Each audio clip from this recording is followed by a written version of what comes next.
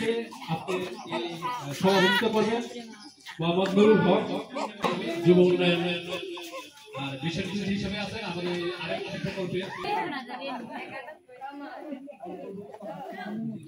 আমরা কথা বলি আজকে এইসব মাছ ধরার একটা উদ্দেশ্য থাকে উদ্দেশ্যটা হচ্ছে যে মাছ দেখাবো কিভাবে চাষ করলে এটা ভালো হয় এটা দেখার জন্য আপনাদের লক্ষ্য তাই না এই মাছ ধরার উদ্দেশ্য কোনো দেখেন না এই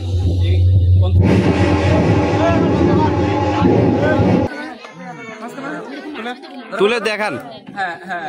এটা হলো যে আপনারা কি বলেন ইসা বলেন না ইসা ওই যে নদীর যে ইসরা